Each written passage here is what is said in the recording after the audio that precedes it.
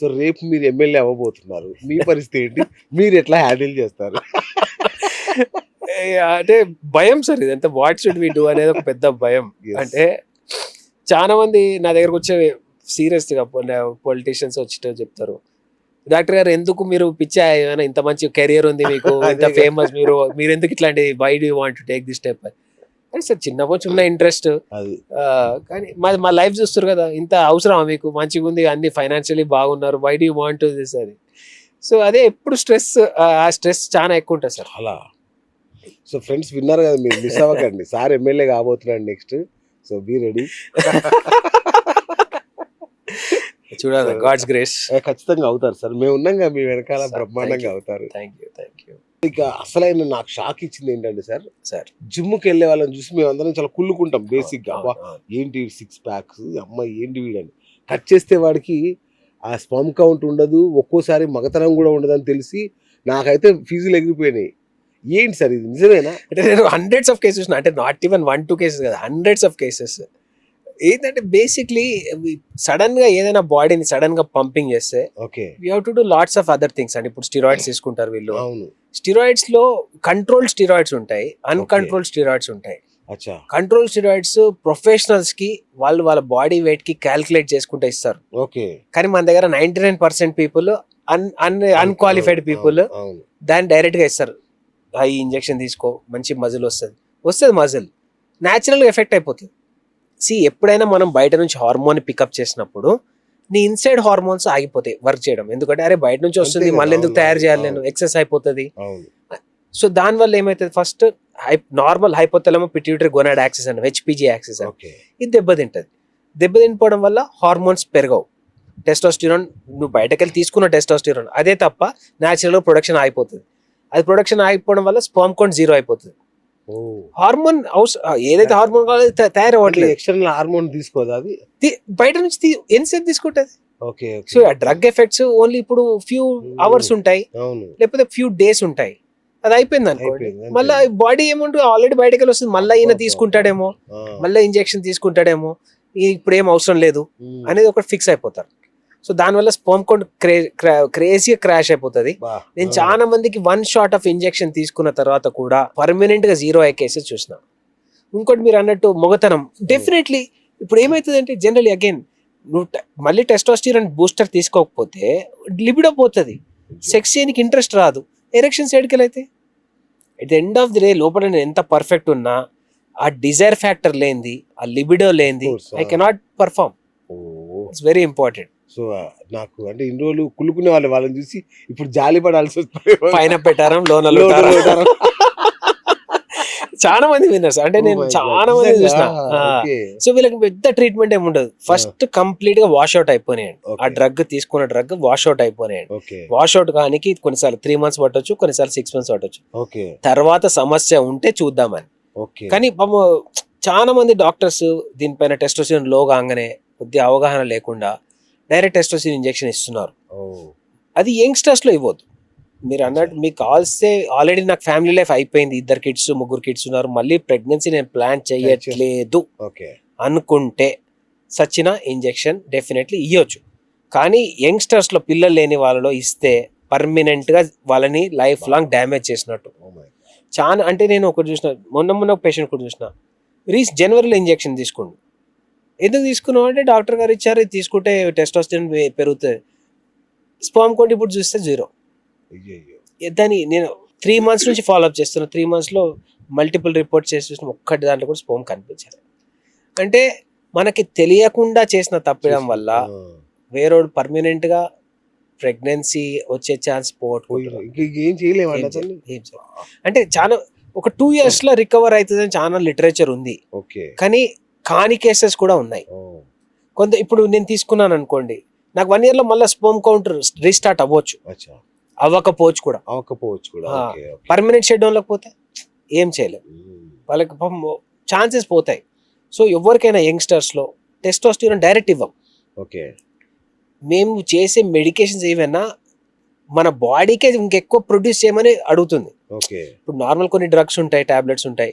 ఈ టాబ్లెట్స్ ఏం చేస్తాయి, మన బాడీనే ఎక్కువ టెస్టోస్టిరాన్ ప్రొడ్యూస్ చేయడానికి మనం అది యూజ్ అవుతుంది. బయట నుంచి మాత్రం ఎక్స్టర్నల్గా ఇవ్వం. ఇవ్వకూడదు. కానీ మన ఇండియాలో 90% కేసెస్లలో మనకి మనకి టెస్టాస్టిరాన్ చాలా లో ఉంటుంది. ఓకే. బికాస్ ఆఫ్ మన లైఫ్ స్టైల్ కానివ్వండి, బికాస్ ఆఫ్ మన ఫుడ్ హ్యాబిట్స్ వల్ల కానివ్వండి, యాక్టివ్నెస్ లేకపోవడం వల్ల కానీ తగ్గిపోతుంది. ఓకే. సో 40 క్రాస్ అయిన వాళ్ళు, ఆల్రెడీ పిల్లలు ఉన్నారనుకున్న వాళ్ళు, testosterone replacement therapy is an excellent choice. So ఇంతకుముందు చాలా మంది పేషెంట్స్లో ఒక కామన్ ఫియర్ ఉంటుంది, టెస్టోస్టిరాన్ బయట నుంచి తీసుకున్నప్పుడు ప్రోస్టేట్ క్యాన్సర్ లాంటివి ఏమైనా వస్తాయని. బట్ కంప్లీట్గా రీసెంట్గా వచ్చిన కొన్ని ఆల్మోస్ట్ 10 పేపర్స్ వచ్చినాయి, కంప్లీట్గా డిస్ప్రూవ్ చేసేసినాయి. లాస్ట్ 20 years స్టడీస్ అన్నీ వచ్చినాయి, ఎక్సలెంట్గా డిస్ప్రూవ్ చేసేసినాయి. సో ఒకవేళ నాకు ప్రోస్టేట్ క్యాన్సర్ ఉన్నా కానీ testosterone replacement can be happily given. So దానివల్ల బెనిఫిట్స్ చెప్తాం. ఎవరికైనా చాలా యాక్టివ్ అవుతారు, బోన్ స్ట్రెంత్ పెరుగుతుంది, ఫ్రాక్చర్స్ అయ్యే ప్రాబ్లం తగ్గుతుంది, మజిల్ స్ట్రెంత్ పెరుగుతుంది, ఈవినింగ్ కాగానే టైర్డ్ అవ్వడం ఉండదు, ఎక్సలెంట్ ఉంటుంది.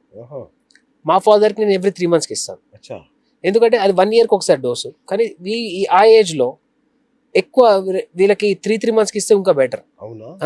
వెరీ యాక్టివ్ అయిపోతారు, లిథార్జీ అంటే బాగా టైర్డ్నెస్ ఉండదు. మా ఫాదర్ చాలా ఎక్కువ ట్రావెల్ చేస్తారు.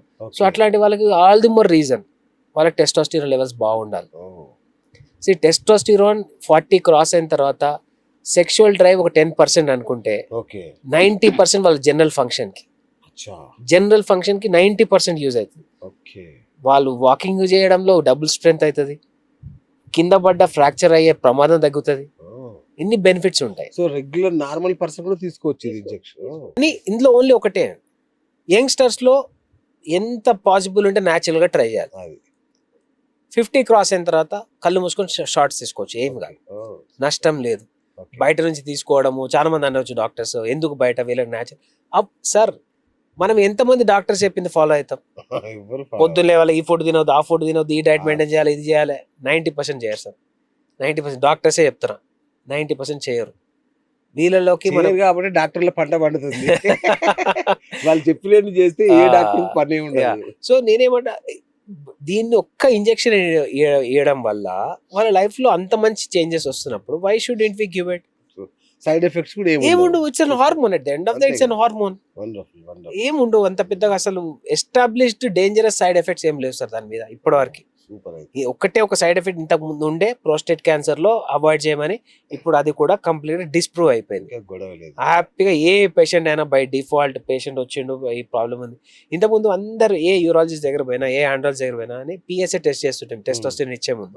ఇప్పుడు అవసరం రావట్లేదు, ఎందుకంటే ప్రోస్టేట్ స్పెసిఫిక్ యాంటీజెన్ ఎక్కువగా ఉన్నా కానీ మేము ఇవ్వచ్చు, ఏమి ఇష్యూస్ లేవు.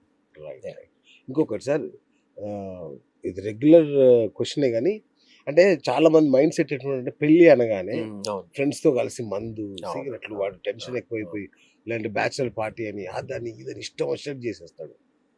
తీరా ఆ 3 రాత్రుల దగ్గరికి వెళ్ళేసరికి దెబ్బతినిపోతున్నాడు. 100%. అంతేనా సార్? సిగరెట్, మందు 10,000%. అంటే ఏదైనా ఇప్పుడు ఈ పెళ్లి అనేసరికి మీరు అన్నట్టు ఆ ఫంక్షన్స్ వాళ్ళ బాడీని ఎంత డ్యామేజ్ చేసుకోవాలో అంత డ్యామేజ్ చేసుకుంటారు కదా. అది మళ్ళీ లైఫ్ లో మనకు మందు దొరకదు అన్నట్టు, అదే కదా, నేను తాగకపోతే చచ్చిపోతా అన్నట్టు. ఫ్రెండ్స్ కూడా అట్లే అయిపోయింది, బ్యాచులర్ లైఫ్ అయిపోయింది. డెఫినెట్లీ ఒకటి ఏమైపోతుంది అంటే, చాలా మంది ఇప్పుడు ఈ యంగ్స్టర్స్ లో వచ్చే ప్రాబ్లం ఏంటంటే, ఈ మందు తాగి కొన్ని రోజుల తర్వాత కూడా మన మైండ్ అంత ఫ్రీ కాదు, కాగ్నిటివ్ ఫంక్షన్స్ తగ్గుతాయి. ఓకే. సో దానివల్ల మనకి అంటే ఈ సెక్షువల్ యాక్టివిటీకి నేను రెడీ ఉన్నానా లేదా, మన బ్రెయిన్ యాక్టివేట్ కాదు. రేపు వాళ్ళు పోయి ఆ అమ్మాయితో కిస్ చేసినా కానీ వీళ్ళకి ఎరెక్షన్ రాకపోవచ్చు. కరెక్ట్. సో నేనే అరే ఫస్ట్ ఒకటి అన్నిటికంటే ఇంపార్టెంట్ లైఫ్లో, దేనికైనా ఒక టైమింగ్ ఉంటుంది, దేనికైనా ఒక లిమిటేషన్స్ ఉంటాయి. లాస్ట్ టైం తాగేది కాదు కదా, లైఫ్ లో తాగండి. మా అమ్మ చిన్నప్పటి నుంచి ఒకటే చెప్తుండే, పరిమితంగా ఎవ్రీడే తీసుకున్నా సేఫ్. ఫుడ్ లో కూడా నాకు చిన్నప్పుడు ఎప్పుడు చెప్తుండే, లావ్ అవుతున్నావా అని. అరే ఇప్పుడు అన్ని తినేసేసి లైఫ్ లో ఎప్పుడు తినకుండా అవుతావా, లేకపోతే ఇప్పటి నుంచే కంట్రోల్ గా తీసుకొని లైఫ్ అంతా ఎంజాయ్ చేస్తావా? మా అమ్మ చాలా చిన్నప్పటి నుంచి ఫస్ట్ చెప్పేది ఇది, లావ్ అవుతున్నావు, అన్ని తినకు, జంక్ ఎక్కువ తీసుకుంటున్నారు. ఇప్పుడు వేరే కంట్రీస్ లో మనకు ఆప్షన్ దిక్కులేదు. అదే. ఆడ మాకు ఒక స్లైస్ ఆఫ్ పిజ్జా దొరికితే హ్యాపీ, మోర్ దెన్ ఒక లంచ్ కి అది ఒకటి స్లైస్ దొరుకుతుంది, ఇంకేం ఆప్షన్ ఉంటుంది మనకి? కుక్ చేసుకోవడం కాదు ఇప్పుడు ఇవన్నీ. సి ఏదైనా ఎనీథింగ్ పర్మిసబుల్ గా లిమిటేషన్ లో తీసుకుంటే లైఫ్ లో ఎటువంటి ఇష్యూస్ రావు.